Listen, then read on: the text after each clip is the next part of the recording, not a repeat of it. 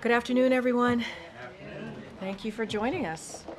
Thank you for joining us. Okay, I have a couple of things at the top, and as you can see, we have guests with us today. Our hearts go out to the families of the 6 individuals still missing after yesterday's bridge collapse in Maryland. As authorities on the ground have confirmed, operations have shifted from a search and rescue operation towards recovery efforts. Secretary Buttigieg and Coast Guard Vice Admiral Peter Gauthier just came from the Oval Office where they spoke with the president about the situation on the ground. After he was briefed on the collapse, President Biden immediately instructed his team to move heaven and earth to aid in the emergency response and help rebuild the bridge as soon as humanly possible. Within hours of the bridge's collapse, President Biden spoke to Governor Moore, Senator Cardin, Senator Van Hollen, Congressman Mfume, as well as Baltimore's mayor and county executive. The president's message to them was clear. We will be with the people of Baltimore every step of the way. The president has remained in close contact with Secretary Buttigieg, who was in Baltimore yesterday to start the discussions about long-term rebuilding efforts and help the on-the-ground response. The president has directed a whole-of-government response. The Coast Guard has set up a unified command, and the Department of Transportation, U.S. Army Corps of Engineers, FBI, the National Transportation Safety Board, and Federal Highway Administration are all on the ground supporting state and local authorities in their recovery and rebuilding efforts. Joining us today, as you all can see behind me, to provide additional details about this administration's whole-of-government response are Transportation Secretary Pete Buttigieg and Vice Admiral Gauthier, Deputy Commandant for Operations at the Coast Guard. With that, I will turn it over to Secretary Buttigieg, followed by the Vice Admiral. Secretary? Thank you very much, Karine. I want to start by thanking the Vice Admiral and the whole Coast Guard for their extraordinary partnership and recognizing the leadership of President Biden, who from the very beginning has been acting to make sure that we have a whole-of-government response to support the people of Baltimore. Yesterday, America awoke to shocking images of the Francis Scott Key Bridge collapsing after it was struck by a Neo-Panamax container vessel. And by the time most Americans saw those images, first responders and rescuers had already been at work for hours to save lives. That quick work unquestionably made an enormous difference, and they have our gratitude. In fact, if not for several factors, including those responders' efforts, the Mayday call, the maintenance closure that was already underway, and the time of day of this impact, the loss of life might have been in the dozens. But tragically, 6 people did lose their lives, and a 7th was badly injured. These were workers who went out to work on a night shift, repairing the road surface while most of us slept. Work is undergoing to recover their remains, and our thoughts and prayers are with their loved ones whose lives are never going to be the same. Even as those families come to terms with this grief, and even as those recovery operations continue, work is underway to investigate what happened and to restore the key transportation resources that were impacted. When it comes to the investigative work led by the NTSB and supported by the Coast Guard, I will respect their independence and not comment on that work, but I do appreciate being able to engage with NTSB, Coast Guard, and other personnel yesterday at the site. I also spent time with Governor Moore, and I want to express my appreciation for his leadership. The governor has responded to this unthinkable event with focus and compassion, and we're going to be working closely with him and with his state's DOT to support Maryland in their work to rebuild the bridge and reopen the port. I also want to thank Mayor Scott, County Executive Olszewski for their work and their team's work ensuring all resources are brought to bear in that response. While the investigation and the response continue, President Biden has made clear that this whole administration will be providing support in every respect for the recovery and the rebuilding process. From a Department of Transportation perspective, that really comes down to 4 major focus areas. Reopen the port, deal with the supply chain implications until the port does reopen, rebuild the bridge, and deal with the surface transportation implications until the bridge is rebuilt. Each of those is a distinct line of effort, and we're already taking steps toward each goal. With regard to the port, again, the Coast Guard, in coordination with the Army Corps of Engineers, will lead on the channel cleanup and the reopening so that that port can get back to full operation. We are concerned about the local economic impact, with some 8,000 jobs directly associated with port activities. And we are concerned about implications that will ripple out beyond the immediate region because of because of the port's role in our supply chains. This is an important port for both imports and exports, and it's America's largest vehicle handling port, which is important not only for car imports and exports, but also for farm equipment. No matter how quickly the channel can be reopened, we know that it can't happen overnight, and so we're going to have to manage the impacts in the meantime. We're working to mitigate some of those impacts, including using tools that didn't exist just a few years ago. Following the disruptions to supply chains from the COVID pandemic, President Biden's infrastructure package included the establishment of a new freight office within our department to help coordinate goods movement in ways that were not possible before. To be clear, ocean shipping is not centrally controlled the way you might expect with, for example, air traffic control. So having these tools allows us to create coordination that just didn't exist before. It's helped us to smooth out supply chains after COVID. It's helped us to manage the Red Sea crisis, and we're using it now to help the hundreds of different private supply chain actors get better coordinated to keep goods moving. Tomorrow, I will be convening shippers and other supply chain partners to understand their needs and to promote a coordinated approach as they adapt to the temporary disruptions while we plan mitigations. That said, the Port of Baltimore is an important port, so for our supply chains and for all the workers who depend on it for their income, we're going to help to get it open as soon as safely possible. Now, for the bridge, we are going to be working with NTSB as they lead their independent investigation. It's too early to speculate, of course, what NTSB will find, but if they discover or determine anything that should be considered in the regulation, inspection, design, or funding of bridges in the future, we will be ready to apply those findings.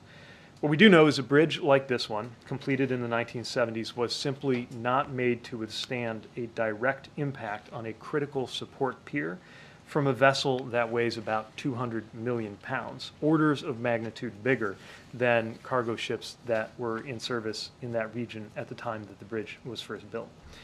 We also know that this is yet another demonstration of the importance of our roads and bridges, which is one of many reasons why the Biden-Harris administration worked so hard to get the infrastructure package passed, and why roads and bridges are the single biggest category in that package. We are committed to delivering every federal resource needed to help Maryland get back to normal, and we're going to work with them every step of the way to rebuild this bridge. It is not going to be simple. When we helped Pennsylvania and California swiftly reopen I-95 and I-10 respectively, there was terrific done work there, but that was addressing comparatively short spans of bridges over land relative to this span over water. And of course, in the Baltimore case, we still don't fully know the condition of the portions of the bridge that are still standing or of infrastructure that is below the surface of the water. So rebuilding will not be quick or easy or cheap, but we will get it done. As I mentioned, we're working with city, county, and state, and I also want to add that we've been closely engaged with the Maryland congressional delegation, many of whom were on hand yesterday, and who are doing a tremendous job advocating for their state. They've made it clear that they will work with us to push for any help that we need from Congress. Bottom line, as President Biden has made clear, the federal government will provide all of the support that Maryland and Baltimore need for as long as it takes, and we will work with Congress to deliver on that. I'll end with this. For the families of those presumed lost, for the people of Baltimore who are going to be feeling this closure in day-to-day life, and for everyone affected by the port closure and its supply chain impacts, the President and the whole government will be here with you until everything is rebuilt stronger than ever. Our country put its arms around Florida when the Sunshine Skyway Bridge collapsed in 1980. America rallied around Minnesota after the bridge there collapsed in 2007. This will be a long and difficult path, but we will come together around Baltimore, and we will rebuild together. Admiral? Thank you, Mr. Secretary and Karine. So let me just add to what the Secretary has already briefed you on here. So yesterday evening, I think, as you know, after an intense and thorough multi-agency search on the water and from the air, the Coast Guard Incident Commander, Rear Admiral Shannon Gilreath, suspended the search for the individuals missing from the bridge collapse. He did this after consulting Governor Moore and many of the other agencies that were involved. The Coast Guard and the response community is deeply saddened that the missing individuals have not survived. And the Coast Guard appreciates the state of Maryland's leadership and humanity in supporting the family members of the missing. I'd like to personally thank the state and local responders for their heroic search and rescue efforts. While we didn't achieve the outcome that we had hoped for, it was a tremendous team effort in the treacherous operational conditions. As this aspect of the response shift to recovery operations and consistent with the President's direction to get the port up and running as soon as possible, the Coast Guard highest priority now is restoring the waterway for shipping, stabilizing the motor vessel Dolly and removing it from the site, and coordinating a maritime casualty investigation under the leadership of the National Transportation and Safety Board. So just a couple of words on each one of those. So in terms of assessing restoring the waterway, the Coast Guard is very tightly connected to the Army Corps of Engineers as they lead in that role as the lead federal agency for that effort. As we were in the Oval Office, the President called General Spellman, the Chief of the Army Corps of Engineers, who's on site. General Spellman and I had a number of conversations yesterday in terms of the coordinated approach moving forward, and they are moving very aggressively in putting resources and mobilizing the necessary equipment, conducting the analysis and the underwater surveys to do that. In terms of continuing to stabilize the vessel, mitigating any pollution threat, and removing the vessel from the area, the vessel is stable, but it still has over 1.5 million gallons of fuel oil and lube oil on board, and it does have 4,700 cargo containers on board. 56 of those contain hazardous materials, and 2 are missing overboard. The ones that are in the water do not contain hazardous materials. And then around 13 or so on the bow of the ship were damaged as the bridge collapsed and impacted the front of that ship. So the Coast Guard has moved aggressively to board the vessel, and we have teams on board. The responsible party, the ship operator, has mobilized, activated their marine salvage plan in addition to their marine pollution response plan, both things that are required by the United States Coast Guard. The salver is a Resolve Marine Incorporated, and they have begun mobilizing resources to take the next steps appropriate to refloat the vessel and remove it from that area. The real critical thing here is that, as you know, a portion of the bridge remains on the bow of that ship, and we will be coordinating very closely with the Army Corps of Engineers and their contractors to first effect the removal of that debris before the vessel can then be removed. The vessel bow is sitting on the bottom because of the weight of that bridge debris on there. And there are underwater surveys that are happening by remotely operated vehicle. Divers will be in the water today to complete that underwater survey. There's no indication that there's any flooding or any damage underneath the waterline to that vessel, and that effort will continue, and we'll keep you informed of that. And then lastly, in terms of the casualty investigation, as the Secretary had said, this is led by the National Transportation and Safety Board.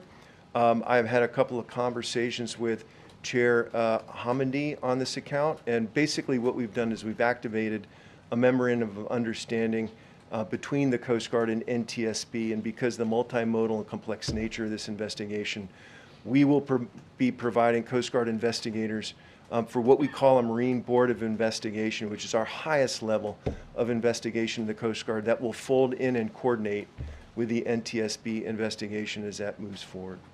I think the Secretary closed with some top-line messages, and for us, I can tell you that our unified command, which is essentially a term that we use in the United States for how we mobilize against crises with all the appropriate federal, state, local agencies and other stakeholders.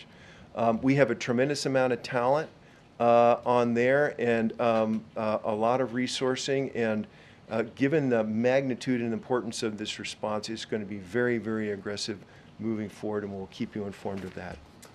Thank you. Thank you so much.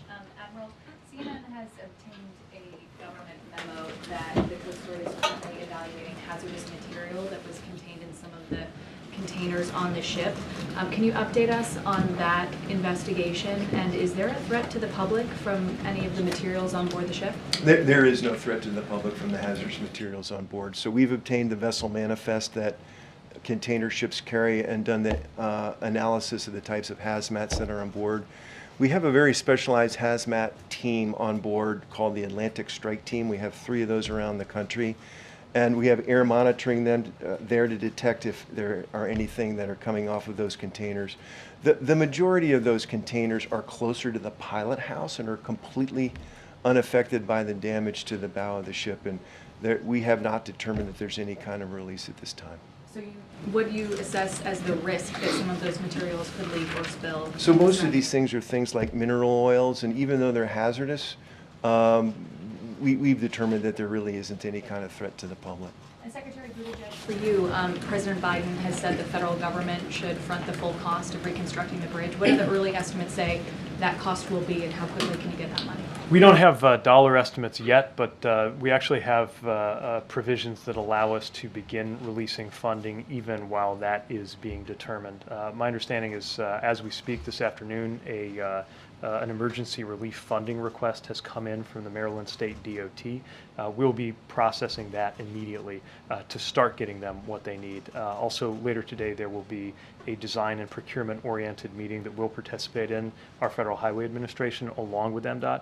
Again, obviously it's early days, but now is the time to begin scoping that out so that they can get to work.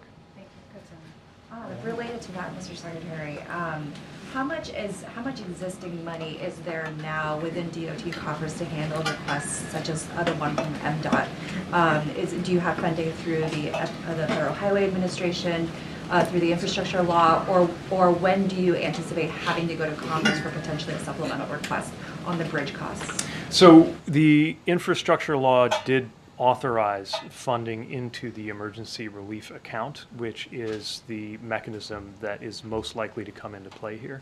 Last I checked, there was about $950 million available, but also a long line of needs and projects behind that. So it is certainly possible, I would go so far as to say likely, that we may be turning to Congress in order to help top up those funds, but that shouldn't be a barrier to the immediate next few days beginning to get the ball rolling. What would be the time frame of sending that sub request? I think it's too soon to know the mechanics of that. And for the Vice Admiral, can you discuss broadly just the safety of maritime shipping in general, and kind of the strength of the regulations that govern it, and particularly the inherent international nature of the maritime business could potentially create issues, especially if you have ships based in different countries with potentially weaker regulations.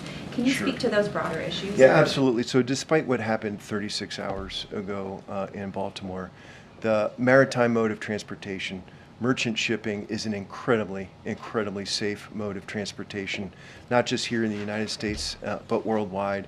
While we do have a regime of regulations that are just comprehensive in terms of the vessel conditions, the cargo that they carry and how they do that, the qualifications and certifications from the mariners who operate these ships, those are actually networked with a global set of regulations that we negotiate and uphold through the International Maritime Organization in London. So this ship was flagged by Singapore. That was the flag state administration. And I spoke with the administration in Singapore just a few hours ago. They'll be participating in the investigation. We do something called flag state examinations to ensure that even though these are not U.S. flag vessels coming in, we do an inspection to assure that they meet the high international and domestic standards that we demand. Secretary Buttigieg, I know that you said the rebuilding efforts are just beginning, but when it comes to the actual port, can you give us a sense of what the timeline would be for reopening? Is it days? Is it weeks? Is it months? And same for the bridge. Are we talking about weeks, months? Are we talking about years? Too soon to be certain. What I'll say in the case of the bridge is that the original bridge took 5 years to construct. That does not necessarily mean it will take 5 years to replace. but that tells you what went into that original structure going up. Again, we need to get a sense of the conditions of the parts that look okay to the naked eye, but we just don't know yet, especially in terms of their foundational infrastructure. So it is going to be some time where commuters are going to need to depend on that 95 and 895 tunnel, and it's going to put pressure on them. As far as the port, again, too soon to venture an estimate. The vast majority of the port is inside of that bridge, which means most of it cannot operate, although there is a facility at what's called Sparrows Point that can handle some amount of cargo shipping, but nothing close to the totality of Baltimore. And for the port workers, you mentioned there's going to be an economic cost, but also incurred to them, I'm sure. Any of the funding that you're talking about in terms of emergency funding, would that cover them as well?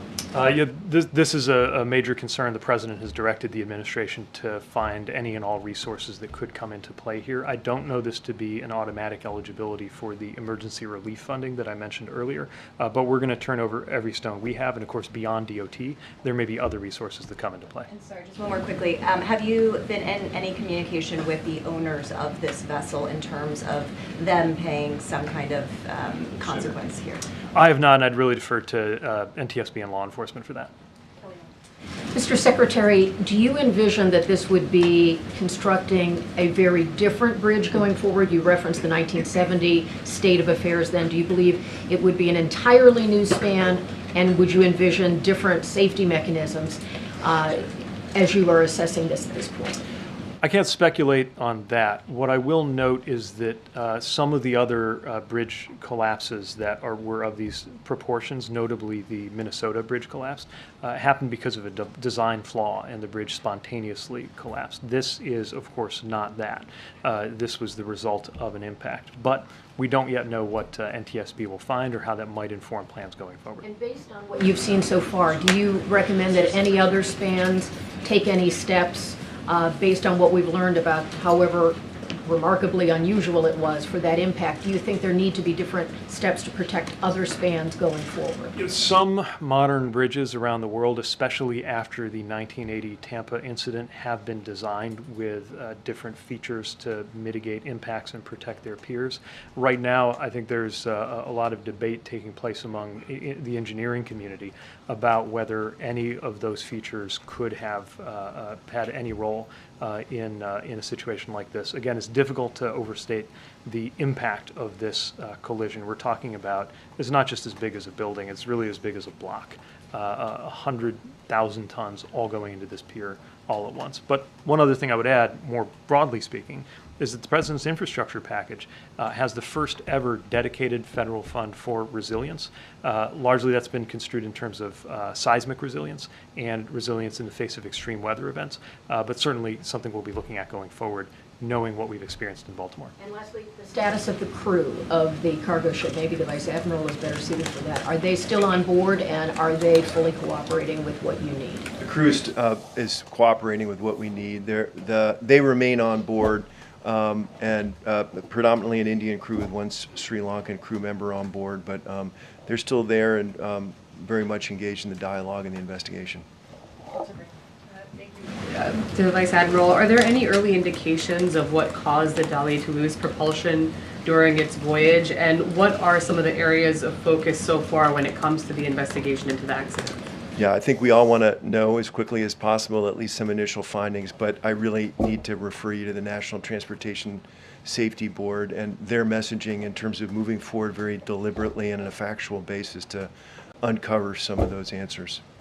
Secretary Buttigieg, you talked about, how, the bridge simply was not built to withstand impact of this nature, but is it your view that the bridge was built strongly enough? Why didn't it have some of the defensive structures around the support column as many other bridges do? Again, I don't want to get ahead of any investigation either. I will say that part of what's being debated is whether any design feature now known would have made a difference in this case. We'll get more information on that as the investigation proceeds. Thank you. Secretary Buttigieg, you've been talking about the president vowing to pay for the cost of the bridge in full to expedite that rebuilding process, but are you going to go after the shipping company? Any private party that is found responsible and liable will be held accountable. I think our emphasis and the president's goal is to make sure that that process is not something we have to wait for in order to support Maryland with the funds that they need. And that's what these emergency relief tools can help us do. What could that accountability look like? Again, I don't want to get ahead of law enforcement, NTSB, or any of the other players here, but needless to say, there's going to be a lot of focus on that. Anybody who is responsible will need to be accountable. Rebuilding obviously won't be cheap, and you talked about possibly needing to give that supplemental request to Congress. How much money are we talking about? Just too soon to say. And just one question for the Vice Admiral. When it comes to getting the situation cleaned up and recovery efforts, what are the biggest challenges that you're facing and the kind of equipment that you have to move in? I think the main challenge here is, as you can see by the imagery on scene, is removing those large trusses and steel members off the bow of the ship. Once that happens, we'll have the underwater survey complete in terms of how that vessel is connected to the bridge pier there. But I think once that's done, I think the salvors will be ready to do the necessary actions to refloat that vessel and remove it. On the contents of the ships, or on those 4,700 containers, besides the fuel and oil and hazardous materials, can you give us some general categories of what other goods are on board? Oh my goodness, in any given container ship, you can have a very, very wide range of packaged materials, consumer goods, and many, many other things. So it's going to be a very, very broad cross-section of cargoes. Okay. And then on the other ships that are stuck in the port, can you talk a little bit about what coordination is being done with those ships and what kind of cargo they have and where they're bound for? Yeah, absolutely. So I think we can give you some more specifics on the ships in the port, but I think roughly we've got about a dozen ships that remain in the port that are unable to get out. The majority of those are foreign flag vessels, and I think just sort of typical of what we see in the port of Baltimore in terms of dry bulk carriers, car carriers, and other things. There are a number of Maritime Administration ships that are there as well. And then Secretary Buttigieg, on regulations and requirements, are you discussing waiving any regulations or requirements to help speed along the reconstruction of this bridge? Too soon to say what exact administrative issues may come up, but certainly we have a clear direction from the president to tear down any barriers, bureaucratic as well as financial, that could affect the timeline of this project. Thanks, Karine. Just for the Secretary, you mentioned you were meeting with shippers and supply chain operators tomorrow, but just sort of curious about your early assessment so far. Do you expect the closure of the port to lead to a full-blown supply chain crisis, or what is your early assessment so far? Well, this is not of the proportions of, for example, LA and Long Beach when it comes to container traffic. That's one port complex or two ports that collectively represent 40% of U.S. container traffic. It's nothing like that, but it is an important port and an important system of the East Coast ports. Now, a lot of the goods that come on or off there go as part of runs where ships also visit the ports of New York and New Jersey and Virginia. And so right now, I think there are already diversions taking place to those and other East Coast ports, helping to absorb some of that need. So those are the kinds of things we're getting more information on right now, and I'm looking forward to getting a better sense tomorrow after talking to the shippers. And a quick question on sort of safety reviews. You know, obviously the ship was involved in an accident in Belgium, I believe in 2016. Is this incident going to prompt a full-scale review of vessels like this? So we've seen what's in the news in terms of that particular incident. I don't know whether that's particularly informative to this. Probably a different vessel crew, different pilots, different weather conditions, and so on and so forth. But nevertheless, the Coast Guard keeps the safety histories of all the vessels that call into U.S. ports. And so we're reviewing that in terms of the investigation. Thank you for the Vice Admiral. Can you discuss your degree of confidence in the victim numbers that we've heard so far? We have seen evidence that there are sonar that's picked up cars at the bottom of the river. Do we know that all those cars belong to the construction workers, or is there a chance that other cars may have fallen into the river? So we've heard similar reports in the news, and so basically the Coast Guard is going off of the numbers of individuals that have been provided to us by the state of Maryland, as they were the ones who were administering the bridge and had the best idea of how many individuals might have been involved. For a Secretary Buttigieg, you mentioned earlier that there is not an air traffic control type body for shipping. Is that an indication that you think that there should be something like that for the future? No, it's a very different system, but I do think it's important for the public to understand that. If a runway or an airport goes out of service, and then there's immediate instructions from a central authority on what to do and where to go. It just doesn't work that way in shipping. What I will say is we have felt, especially since the summer of 2021, that there needs to be more coordination than there has been in the past. I think sometimes even not just as a matter of practice, but as a matter of culture, different shippers and other entities that have been rivals just don't coordinate.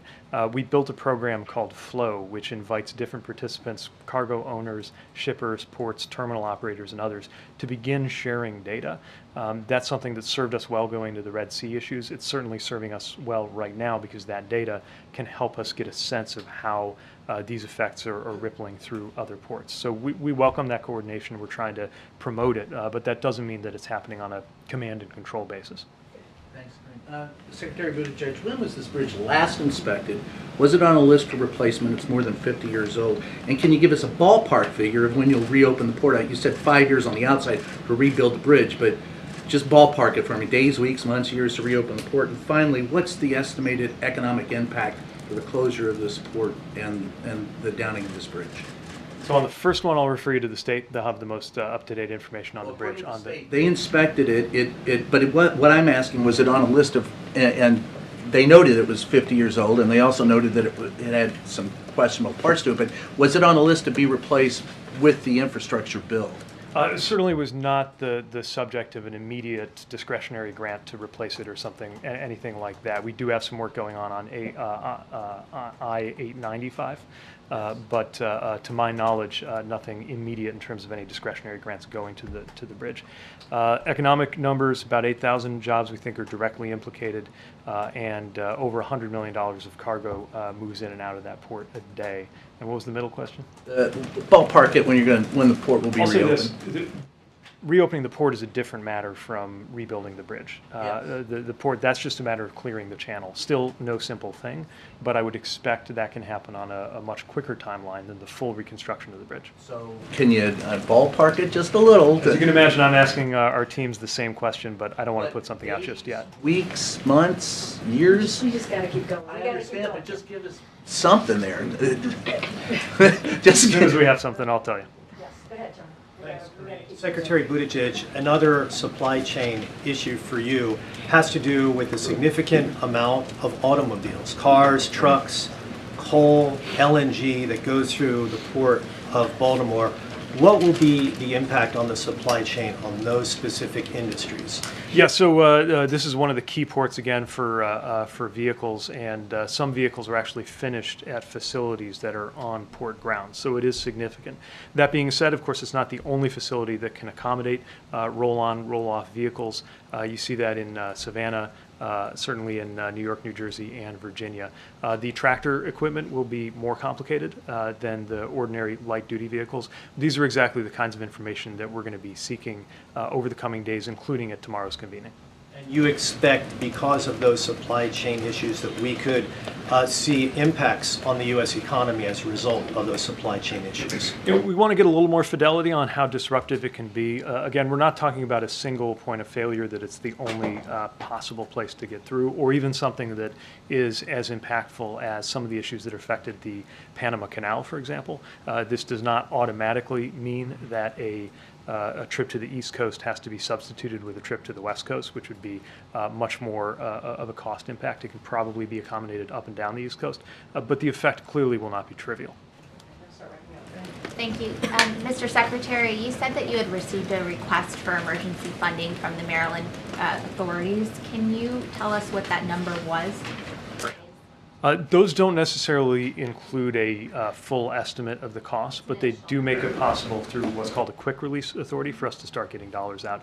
I was just notified that this is coming in as I was stepping out here, so I don't have more details than that right now. Hi, Secretary Buttigieg. So, just clearly speaking about economic impact, each day that the port is shut down, what is the economic impact per day? Well, again, there's between, last I checked, between $100 and $200 million of value that comes through that port every day, and about $2 million in wages that are at stake every day. And that's one of the areas we're most concerned about. It's one thing for a container or a vehicle or a sugar shipment to be absorbed or accommodated somewhere else, but these longshore workers, if goods aren't moving, they're not working. Now, right now, there is work taking place, even inside of that bridge, because of the work that has to be done to offload some of the vehicles that are stuck there and get that back onto surface transportation to go out to other sites. So they're likely working right now, but that work won't last long, and that's one of our main areas of concern. And for Vice Admiral, thank you very much. So when you look at CFR, the Code of Federal Regulations, you earlier talked about how you inspect these vehicles, right? The Coast Guard inspects these vehicles. Is it done on a regular basis to see if all of those items are, being followed, or do you do spot checks? Pretty thorough. So every ship that comes to a United States port has to report to the Coast Guard and Customs and Border Protection 96 hours in advance. What we do then is look at cargo, look at the vessel history, look at the individuals on board, and we'll put them through a risk matrix to determine, based on their past history and another set of factors, on whether we should board and inspect or not. But it's a pretty thorough process. Vice Admiral and Mr. Secretary, when does cleanup begin? Because we're hearing after the first stage of rescue and recovery, cleanup begins. And the question is, once cleanup starts, will there be at least one channel to come through because of the importance and the uniqueness of this port, not just for Baltimore, but for the country, to include the Midwest with the farming equipment that goes on the CSX line that's right there? And also, how are you going to push back to Republicans who don't want anything to go through from this Biden administration budgetarily when the president says he wants to pay for everything? I'll take the latter and leave it to you on the channel if you want. Look, infrastructure is, or at least ought to be, a bipartisan priority. I know that partisanship has gotten in the way of some important functions and expenditures, but I would also note that the infrastructure package that was passed is known as the bipartisan infrastructure law for a reason. Some, not all, Republicans crossed the aisle to work with President Biden and work with Democrats and get this done. It is our hope that that same spirit will prevail here. And I would also remind any member who might find themselves on the fence when any requests that might come through materialize, that today this is happening in Baltimore, tomorrow it could be your district, and we really need to stand together, red, blue, and purple, to get these things done. And what about the channeling? The cleanup and the channeling, that's right. So in terms of cleanup, in terms of the debris assessment removal now, again, the Army Corps of Engineers under General Spellman are being very aggressive in mobilizing equipment, beginning the underwater surveys and the necessary actions in order to first understand what they're facing in terms of challenges with not just the debris on the surface, but underwater. So they can give you an idea on sort of what their assessment looks like. So we can safely say the process for cleanup and possibly opening a channel is already underway because you are assessing what's going on down below? So Admiral Gilreath, the Coast Guard Incident Commander, and General Spellman for the Army Corps are very tightly linked and coordinated on the necessary actions to do this. Not waiting in order to begin this process. Now, we do need to be sensitive because the state of Maryland is conducting the body recovery operations in and around the same area where the debris assessment removal needs to take place. But again, in terms of those details, Army Corps is best to answer that. Thank you. Mr. Secretary or Vice Admiral, what kind of changes could this lead to the operations at the ports? Like, could we see tug escorts going through for bridges like this? And would that make a difference in this? For us, again, I think it's too soon to speculate whether any design feature or other practice would have made a difference, but that's the kind of thing that NTSB does, and they do it well. At the end of their investigation, they issue recommendations which often become part of policy, design, or even technology for the future, and it's part of why we'll be very interested in their work. Thanks, Karine. Mrs. Secretary, can you tell us if you are seeing any impact on inflation? And you said that the bridge was not made to withstand such an impact, but should it be reinforced during the past decades? So again, I don't know how a bridge possibly could withstand the forces that were at play when this vessel, about the same size as a Nimitz-class U.S. aircraft carrier, struck the key support beam for that bridge. But we will always, as always, learn from the NTSB investigation. What was the first bit? Impact on inflation? Too soon to say. I think this is definitely a different ballpark from what we saw with the West Coast issues in 2021. But that's part of what we hope to gather more data on soon. I will say, a lot of the disinflation that we've seen has been a result of the work that the president led to improve and smooth out our supply chains. So we see a clear relationship between supply chains and inflation. But this is more localized and more specialized than what we saw in 2021. All right, good. Secretary Buttigieg, have you or the president been able to reach the family members of the 6 victims, or do you plan to try to contact them? First of all, our hearts and our thoughts are with them. I know right now they are shifting from yesterday, where they were really in the mode of hoping for news, to today facing the worst kind of news you possibly could. I can't speak to anybody else's conversations with them, other than that I know Governor Moore spent time speaking with them. For the Vice Admiral, you had said earlier that there's a process by which the Coast Guard will keep track of ships that may have been involved in previous incidents. And we already know that the Dolly was involved in a previous incident, not similar to this one, but an incident nonetheless. So was the ship on the radar for the Coast Guard in terms of, keeping an eye on it? And if not, a second follow-up question is if ships have already been flagged, if you will, for having been involved in incidents, what's the process for that when they're coming into a United States port? So maybe I'll answer the first part of that question first. It's the same process for every ship. We get the notification 96 hours in advance of arriving at a U.S. port. We do an examination together with Customs and Border Protection, a review of the histories of these ships and other factors, cargoes that they carry, and so on and so forth, to do a risk ranking and then make a determination about whether a local Coast Guard team, and CBP participates as well, whether we should do a boarding and do a safety examination there. In terms of the history of the ship, again, I think this one incident that has been discussed within the media, I think we need to take that within context in terms of what may or may not have happened with a different crew on board, different situation, different pilots, and so on and so forth, maybe not related to the vessel condition, so to speak. But in terms of our examination, this particular ship had a fairly good safety record. Okay, thank you so much. Vice Admiral, thank you so much, guys. Thank you. All right, thank you. Have a great one. Thank you. Thank you, guys. All right, thanks, guys. Thank you so much, Vice Admiral. Thank you so much, Secretary Buttigieg. All right, I have a couple things at the top before we continue with the briefing. So it's just a few more updates here to share that and then, as I said, I'll take some questions. So last night, voters in Alabama made their voices heard and voted overwhelmingly for Marilyn Lance, who made clear that she would fight to protect access to reproductive health care, including IVF.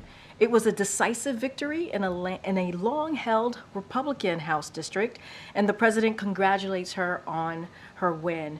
As we saw last year in Ohio and previously in Michigan, California, Kentucky, Vermont, Kansas, and Montana, in every state where abortion has been on the ballot, the American people overwhelmingly vote to protect reproductive freedom. President Biden and Vice President Harris stand proudly and firmly behind the majority of Americans in this fight. And they will continue to take action to protect this fundamental freedom that is under relentless attack by extreme Republican elected officials. But the fact remains that the only way to ensure the right to choose for a woman in every state is for Congress to restore the protections of Roe v. Wade into federal law. Only Congress can pass that law, which President Biden, if it were to get to his desk, he would indeed sign it. Now, today we had another announcement. The Biden-Harris administration also launched the Save Date of action to promote SAVE, the most affordable student loan repayment plan ever, which President Biden announced just last year. The SAVE Day of Action is a coordinated effort to bring together public, private, and NGOs that could reach 100 million Americans with information about SAVE. Vice President Harris kicked off the campaign this morning, encouraging people to visit studentaid.gov/save, where they can join the more than 7.7 million borrowers representing every congressional district who are currently enrolled. Thanks to SAVE Plan, more than 4.5 million borrowers have a monthly payment of $0, and an additional 1 million borrowers have payments of less than $100. Finally, I want to acknowledge a solemn anniversary that will happen later this week. Friday will mark 1 year since American journalist Evan Gershkovich was arrested and wrongfully detained in Russia. Just yesterday, Russia extended his detention after yet another sham hearing. In yesterday's hearing, the Russian authorities did not even provide any evidence of a crime. In fact, they have provided no real justification for holding him. That is because he has done nothing wrong. Journalism is not a crime. Let me say that again. Journalism is not a crime. This administration will continue working every day to secure his release. We will continue to push back against Russia's attempts to use Americans as bargaining chips. And we will continue to stand strong against all those who seek to attack the press or target journalists. To Evan, to Paul Whelan, and to all Americans held hostage or wrongfully detained abroad, keep the faith. We are with you, and we won't stop working to bring you home. With that, Sungmin. A quick one, any update on when the president would go to Baltimore? I don't have an update for you. Obviously, we want to do it when it is the appropriate time on the ground. We're going to continue to have conversations with, obviously, local officials on the ground to get a sense of what their needs are, but we want to make sure that we do not disrupt their efforts. You just heard from the Secretary and the Vice Admiral, this is a major, major undertaking, and so we don't want to get in the way. But you heard from the President. He wants to get there as quickly as he can. And one on Israel. Our understanding is that talks are restarting between the U.S. and Israel about rescheduling that meeting that was supposed to be held this week on Rafah. So what is the U.S.'s understanding of why Prime Minister Netanyahu is having this apparent change of heart? Did the meetings with Defense Minister Gallant go particularly well this week and came to that conclusion? So obviously I'm going to let the Prime Minister speak for himself on that first part of the question. What I can say on Israel more broadly, as you asked me about meetings that were held here, they were constructive discussions with Israel's defense minister over the last 2 days. Rafah was one of the many topics discussed with Jake Sullivan, Tony Blinken, Lloyd Austin, and Bill Burns. The Prime Minister's office has agreed to reschedule the meeting dedicated to Rafah. So we're now working with them to find a convenient date that's obviously going to work for both sides. But his office has agreed to reschedule that meeting that would be dedicated to Rafah, which is a good thing. Okay.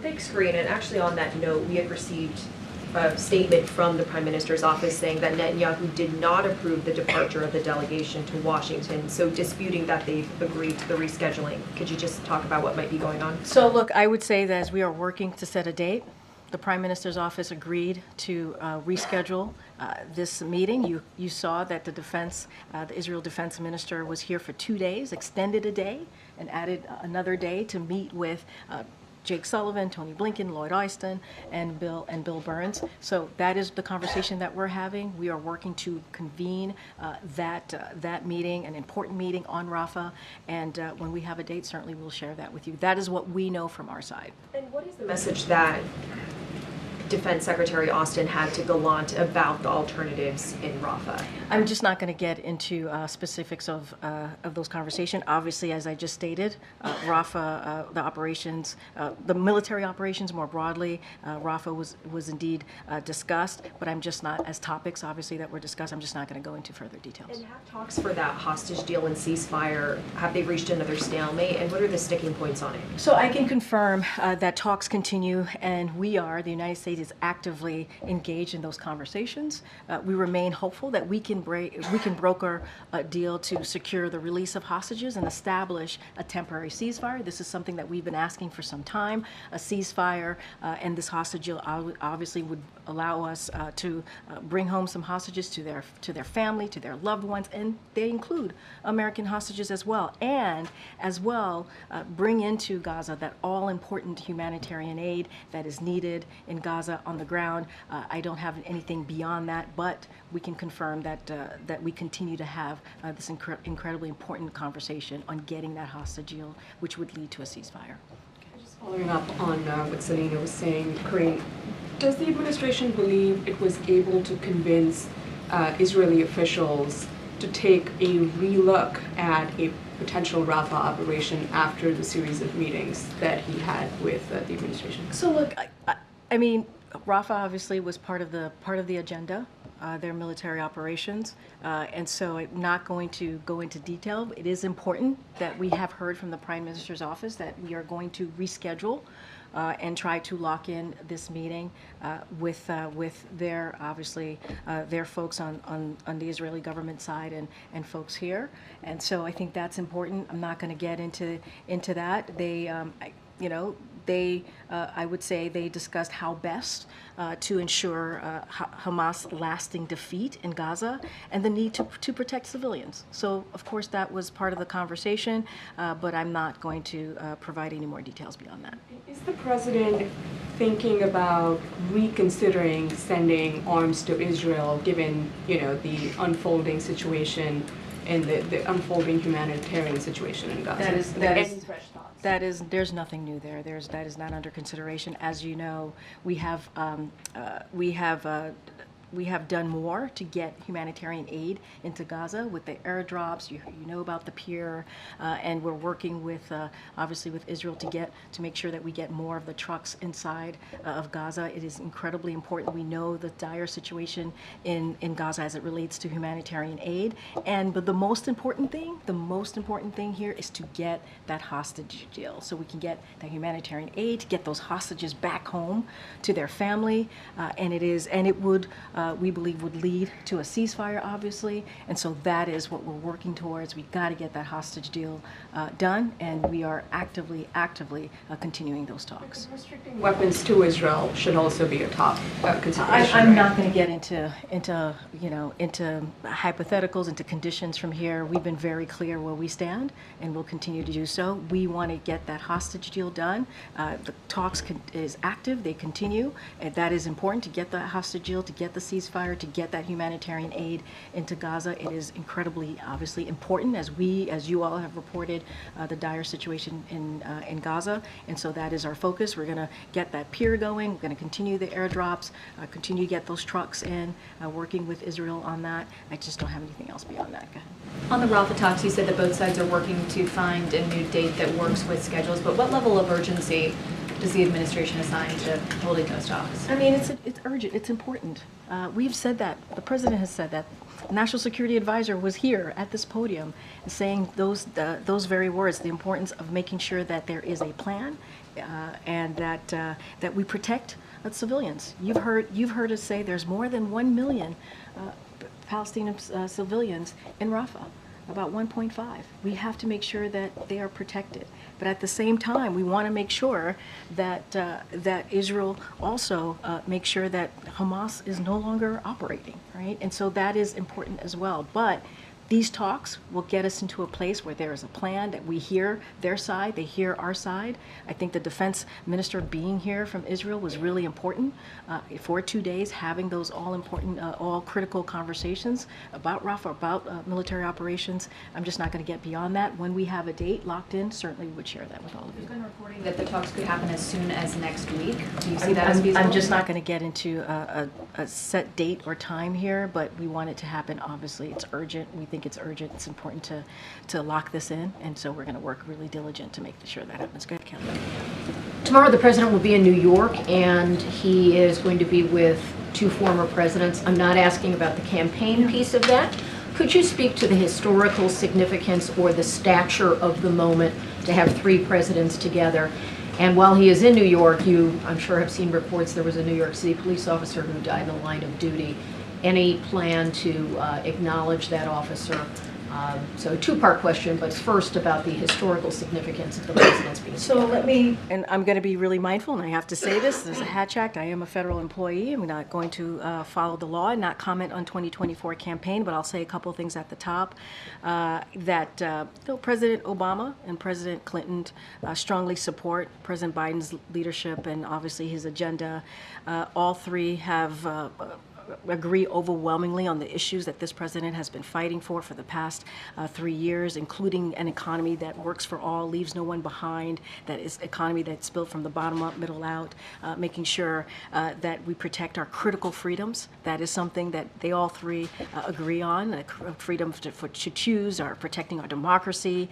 And so they are, of course, there are, of course, many conservative leaders in the country who oppose the dark vision put forward by extreme Republican officials that would drag us into the past, would trickle down, take tax giveaways to the rich, cuts Medicare and Social Security, radical abortion bans and attacks on the rule of law. That is not these three presidents. So we understand the importance of the three of them being together. Obviously, this is going to be an important event. I want to be really careful and not speak to a campaign event. Obviously, the campaign could speak more specifically to the broader significance of them being there. But look, these are presidents, two former presidents, the current president, that believe in what we're trying to do in the Biden-Harris administration, trying to move this country forward, trying to make sure we're protecting our democracy, protecting our freedom, building an economy that leaves no one behind. And I think that's what the most important here as it relates to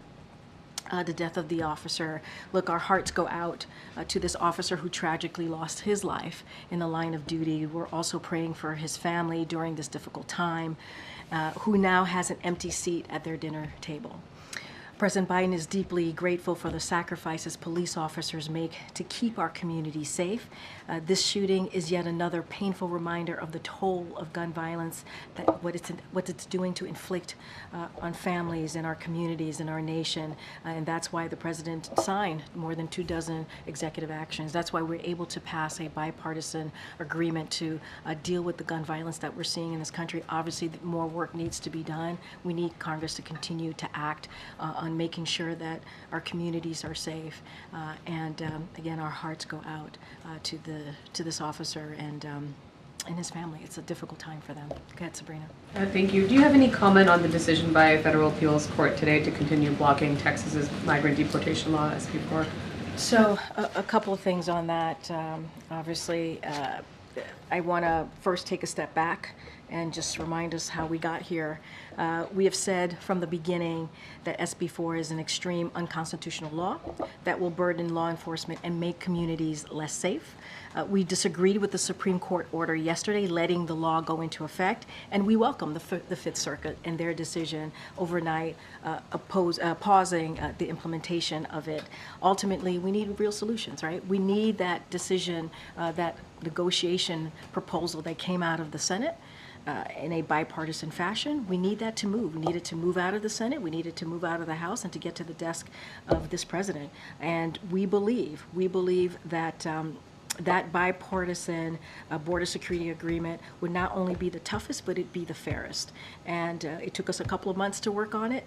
It got support from the Border Patrol Union. It got support from the U.S. Chamber of Commerce, something that you don't see nowadays. And so we are going to continue to encourage Congress to move forward. As we know, the former president, President Trump, told Republicans on the Hill to not move forward with it, to reject it, because it would help us, it would help Joe Biden, and it would hurt him. And that's not who we should be as a country. We should be where majority of Americans are. They want us to deal with what's happening at the border, and they want us to fix this immigration system. All right, I'm gonna go ahead, Ariel. I haven't spoken. Thank you. On airdrops and humanitarian aid, 18 people died in Gaza on Monday during an airdrop. 12 of them drowned trying to fish out food from the water. So Does the administration intend to continue with these operations? And if so, is there a way to make them safer, or should we just expect to see more people dying like that? So we express our condolences to the families of those who died, who were while trying to retrieve desperately needed humanitarian aid. We understand what's going on the ground. We know that the humanitarian situation on the ground, as I've stated many times already, just in the past couple of minutes, is dire. And so, which is why we're working around the clock to increase the flow of humanitarian assistance going into Gaza. So we're going to continue to do that. Look, this is, again, why that hostage deal is so important, why we're going to do everything we can, working around the clock to get that hostage deal done, because, yes, it's about getting the hostages and home to their families and their loved one, which is critical and important. Let's not forget there are American hostages as well included, and to get that humanitarian aid to lead to a ceasefire, but also get to that all-needed humanitarian aid. Our hearts go out and our condolences go out to the families. It is a devastating situation. We have to make sure that we continue to get that humanitarian aid into Gaza. Go ahead, Jackie. Great.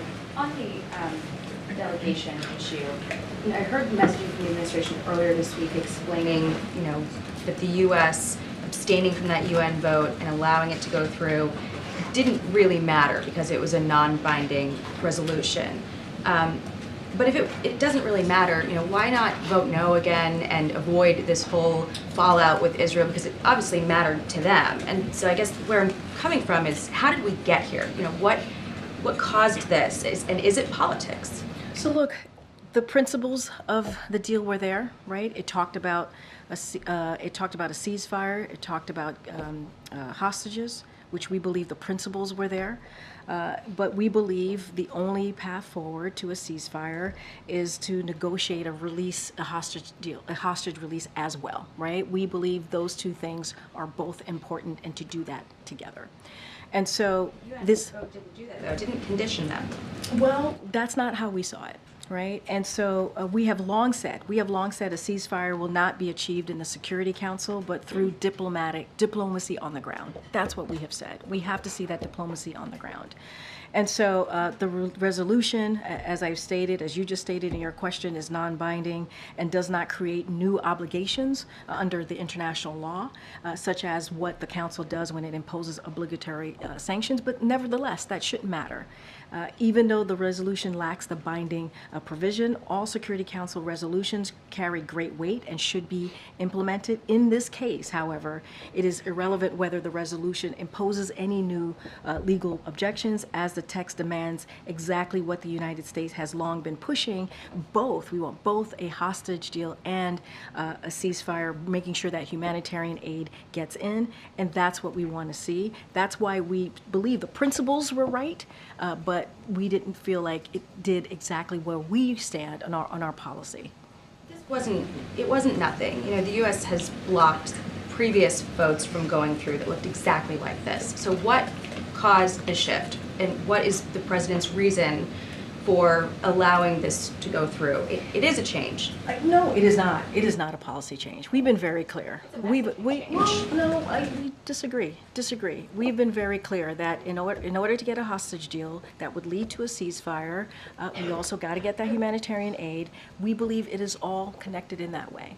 And so that is where we stood. That's where we've been. It is not a policy change. The principles were there, but we have a way that we want to do this, right? A hostage deal, those are the critical conversations that are happening, the active conversations that are happening, making sure that we get those hostages home. American hostages are also included to their loved ones. We also got to get that humanitarian aid, and we believe that diplomatic effort, the diplomacy, the diplomatic work that is being done would lead us to that. And so we've been very clear and steadfast about this, and that's where we're going to continue to be. This is linked to the president worried about losing support from Gen Z, well, let me be very clear. This is not about politics. It's not. The president does not lead his national security or things that are the right thing to do in this sense, right? Getting that hostage deal, making sure hostages come home, including, as I said, over and over again, American hostages, getting that humanitarian aid into Gaza and making sure that we believe that would lead to a ceasefire.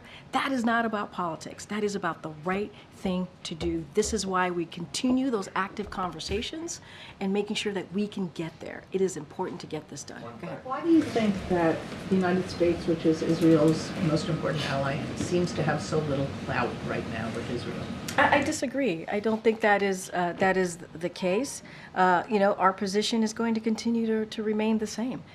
We have been really clear. We are committed to supporting Israel in its fight against Hamas. We've shown that. We are committed to that. We've said, Hamas has said that they're going to repeat, they've said this, they're going to repeat October 7th again and again until Israel is annihilated. And because we cannot expect Israel to accept a situation in which their citizens continue to live under that threat. At the same time, it's critical that Israel do everything possible to protect civilian casualties and conduct operations. Look, we are having those diplomatic conversations. You just heard me lay out how the Israel defense minister was here. He stayed for 2 days. He met with Jake Sullivan. He met with Lloyd Austin. Those are high level, those high level conversations, and that is important. And the Prime Minister's office said that they want to reschedule this meeting so that we can talk about the Rafah operations. We welcome that, and we're going to work with their teams to make sure that happens. You have made it clear that you think a land invasion of Rafah is a mistake. Netanyahu has made it clear that he's going to go ahead and do it anyway. So I'm just wondering. But wait, they have agreed to come and have a discussion about that. That's important too. We can't miss that. We can't miss the fact that there's an agreement to have a meeting here to talk about the Rafah operations. That is what we're going to do. The Israel defense minister was here for 2 days. For 2 days, that was on the table. Was part of Rafah operations. Was certainly Rafah was certainly one of the agenda items. That's important. So conversations are happening. We're going to set this date in the upcoming days to have this meeting about the Rafah operations. We're going to share our side. They're going to share their side. And that's what you do. That's what diplomacy is about. And I think that's also really important. I know I have to wrap. This has been a very long briefing. Is the President concerned about the college Go ahead. I haven't called financial you. I aid haven't called delays? you. Go ahead. Thanks, Karine. Has the President spoken with or plan to speak with those that were rescued from the bridge collapse or to the families of those who were lost? I know Secretary Buttigieg was just asked that question. I think it might have been one of the last questions he got before leaving here. Obviously, as I started off this briefing, our hearts go out to the families of those six people and who are now missing, and I can't imagine how hard it is for them right now. And so I don't have anything to read out to you about a president conversation or a call, but we're thinking of them, and this is a president that has always said he will be there for that family. I just don't have anything else to share. And the Republican National Committee has been asking those seeking employment within the organization if they believe the 2020 election was stolen, serving as an apparent litmus test for hiring. Do you have any comment about this kind of prerequisite? Yeah, I mean, I want to say a couple of things. I want to be mindful not to comment on 2024, but I'll say more broadly, this is a president that believes in the rule of law, believes that the need to respect the officers who put their lives at risk on that day, and to keep everyone safe. We saw what happened on January 6th. Some of you covered that. Our democracy was under attack. We lost lives, and it is what we saw was because of the dangerous conspiracy theories. There were people, 2,000 folks, right, 2,000 people who were mobsters, who were mobs, and they were there because they didn't believe in a free and fair election, and that's why they were there. The Trump administration itself certified that the 2020 election was the most secure in our history, but yet this is what we saw. And so we're going to continue to stand with law enforcement. We're going to continue to fight for our democracy. And I'm going to be very careful not to speak beyond that, what the RNC decides to do. All right, everybody. Thank you so much. About the ongoing college financial aid